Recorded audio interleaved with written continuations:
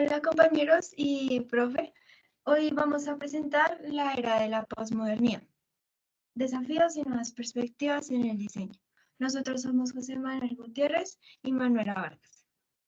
Bueno, estos son los contenidos de lo que vamos a exponer hoy, que son los principios y características del posmodernismo en el diseño.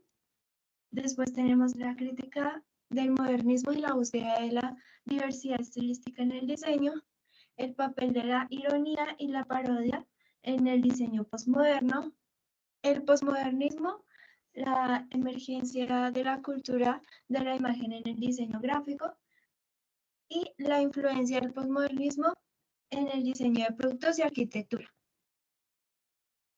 Vamos a empezar primero con los principios y características del posmodernismo en el diseño.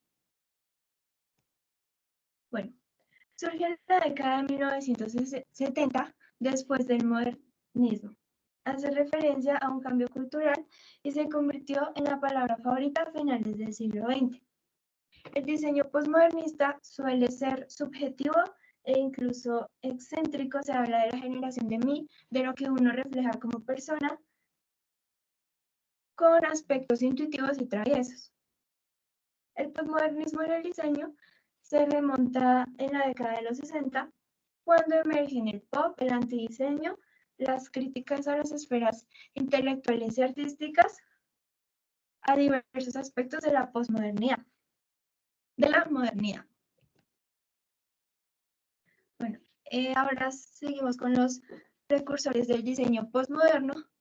En la década de los 60 se emplearon los términos supermanierismo y supergráfica para describir las rupturas del diseño modernista. Vamos a hablar del supermanierismo. Este se realiza en una etiqueta del arte elegante del siglo XVI. Fue utilizado por los defensores del modernismo purista. A lo que se refiere con modernismo purista es como en la norma de esa época sobre cómo los estilos son perfectos, por así decirlo, y puros. Todo tiene su estética, pero todo con la norma que se establecía en esa época.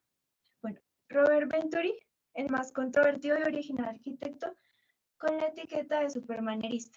Después tenemos la supergráfica. Esta se convirtió en el nombre que se le daban a las figuras geométricas llamativas de colores brillantes con tipografía helvética gigante y pictogramas enormes que distorsionaban el espacio con cambios de escala con respecto a la arquitectura.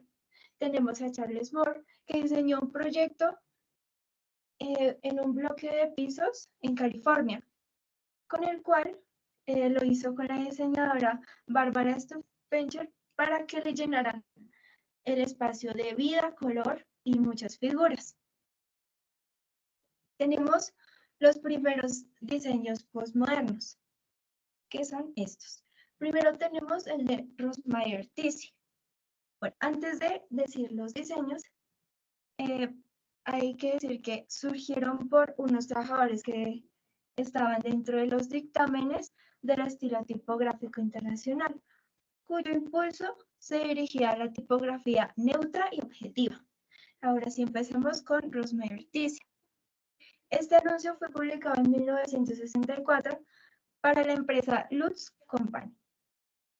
Lo que este diseño ilustra son diferentes símbolos elementales colocados aparentemente de forma intuitiva y al azar, con bordes que aparecen y desaparecen como se ve acá en la imagen. Después tenemos a Siegfried Odermatt. Este fue un anuncio impreso para la marca La Union Safe Company. Es una idea opuesta al diseño, ya que las letras se encuentran apretadas para formar una unidad compacta, como sugiere la fuerza inquebrantable del producto, aunque sacrifique la legibilidad. Después tenemos el de Steve Gaze Buller, que este fue un folleto para el departamento de publicidad de la compañía farmacéutica de Gay. Demuestra sus aptitudes, su configuración tipográfica en forma de remolino que se transforma en un túnel circular que retrocede en el espacio, así como se ve en la imagen. Y después tenemos, por último, a Bruno Mongusi. Este es el cartel para la exposición Presencia en ausencia, con el fotograma del siglo XX, presentando el proceso de la luz, sensibilizando la emulsión del papel fotográfico. Bueno, aquí empezamos con las dos escuelas que también hicieron parte de este cambio, de esta era postmoderna. Primero que todo, a finales de los 70 e inicios de los 80, surgió un movimiento en el postmodernismo entusiasmado con la textura de los motivos, el color y las figuras geométricas. Bueno, en primer lugar, tenemos a Memphis, que fue un grupo de diseño italiano encabezado por Estor Sotas, la persona que viene acá, y estos fueron algunos de sus diseños.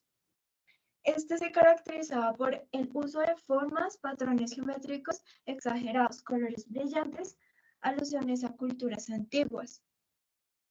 Después tenemos a la Escuela San Francisco, que esta es una comunidad que recibe una fuerte influencia por su estilo de forma internacional debido a los carteles psicodélicos en los 60, como este que ven acá.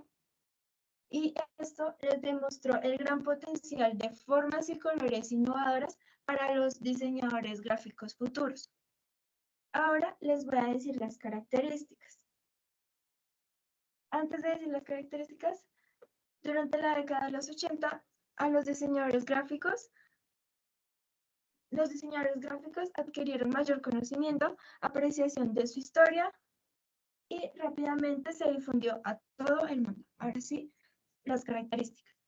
Primero, el posmodernismo y el diseño están marcados por el paso de la libertad de pensamiento, donde se deja de lado la existencia de una verdad absoluta para darle paso a la incredulidad ante los sucesos y situaciones sociales ocurridas.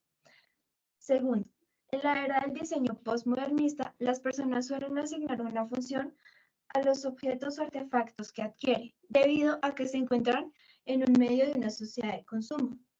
Al contrario, en lo que ocurría antes en la era moderna, en la cual los objetos eran adquiridos porque debían cumplir una función específica. Tercero, el posmodernismo en el diseño influyó en diversas maneras. Una de ellas, y quizás la más importante de todas, es la transformación de cómo se percibían y se desarrollaban los procesos de conocimiento, producción y de transmitir conocimientos, todo esto frente a la incertidumbre generada por el paso de un nuevo orden mundial. Ahora tenemos la crítica al modernismo, la búsqueda de la diversidad estilística en el diseño. Bueno, la crítica al modernismo es que hay normas de pensamiento que debemos cumplir en esta época. Solo nos permite saber lo que está basado en los conocimientos ya adquiridos, no nos dejan indagar más en el tema. Cada cosa tiene su función específica, nadie puede cambiar eso, pero esto cambia en el posmodernismo, ya que aquí se presenta muy frecuentemente la forma de pensar de cada persona, cómo ven las cosas de forma individual, cada quien adquiriendo sus propios conocimientos.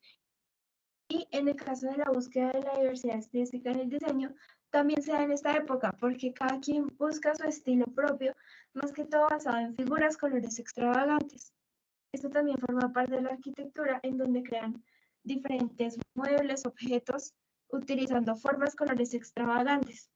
En las paranoias y críticas del posmodernismo, esto se viene viendo desde 1985, donde las críticas mundiales comenzaron a hablar fue de las charlas y de los movimientos feministas, las cuales salían con pancartas, pendones, entre otras cosas, con sus cuerpos desnudos y con máscaras de gorilas, como se pueden ver en el ejemplo que está en la pantalla. Dichos críticas o parodias que se las hacían a ellas llevaban características que acaba de explicar mi compañera, como tipografías, diferentes colores llamativos, entre ellos. Otra cosa de las que vamos a hablar son las representaciones del diseño gráfico en el posmodernismo. Uno de los pioneros de dicho paso se llama David Carson, es un estadounidense. En los años de 1870 comenzó a hacer como portadas de revistas, afiches, entre otras cosas, como salen en el ejemplo, con diferentes tipografías que eran sus características, haciendo tipografías, fotografías y gráficos de diferentes tamaños, colores y diferentes fuentes de inspiración. Eh, en esta época, los, los artistas posmodernistas rechazaban totalmente las obras de artes hechas con figuras, eran un poco más basadas en objetos, en cosas que ya existían y no tanto dibujadas como tal. Uno de estos artistas fue Alan Capron. Sus obras basaban en la importancia conocidas como la performance, que eran obras eh, que hacían presión al público, del realismo basado en fotorrealismo. Otro de ellos era Ricardo Andrés Franz. Sus obras se realizaban con detalles que parecían fotos, pero eran retratos, y sus esculturas eran tan parecidas a la realidad que se podría decir que eran figuras humanas. La influencia, aquí vamos a presentar la influencia del posmodernismo en el diseño de productos y arquitectura. El posmodernismo en la arquitectura juega con el pasado y el presente, la construcción, mezclando diferentes estilos de construcción para crear estructuras nuevas y creativas para que las recordemos con el paso del tiempo. Y por la parte de los diseños de los productos, en la época postmoderna, el diseño de los productos es hacerlos más llamativos con base a los colores y figuras que se generan en esta época.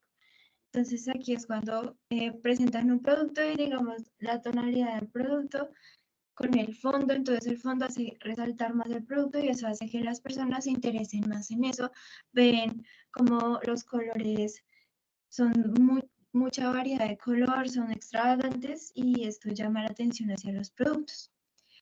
Una persona que pues, fue parte de este postmodernismo fue Robert Venturi. Por parte de la arquitectura, él, pues él decía que el modernismo era aburrido por el hecho de las decoraciones.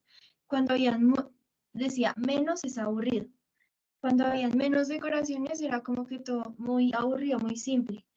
Entonces, lo que él hizo fue, pues, generar un diseño, construyó una casa donde se reflejaban muchos tipos de figuras. Tú no sabías dónde es la puerta en realidad, porque hay una ventana grande, otra pequeña. eh, la entrada era cuadrada, pero pues no diferenciabas mucho de las otras, de la ventana a la puerta y así. Y esta fue una arquitectura que hizo Robert Venturi. Aquí podemos ver algunas de las estructuras americanas, ahí podemos ver lo que caracterizaba algunas de las arquitecturas americanas, como decía ella. Ventanas diferentes, las puertas y aquellas cosas. Algunas cosas que representaba esto también era que las formas de sus techos salían un poco de lo normal, de las formas cuadradas y rectas. Podrían ser onduladas, una parte más salida que otra, entre ellas. Y ya pasando a la arquitectura europea, podemos evidenciar estructuras totalmente distintas, un poco llevadas a la antigüedad pero presente, con colores vivos, con diferentes tamaños entre ellos, o estructuras con figuras y formas muy extrañas, pero basándose en las bases de la arquitectura. Y bueno, compañeros, creo que eso es todo por hoy. Gracias por la atención prestada y Hasta luego.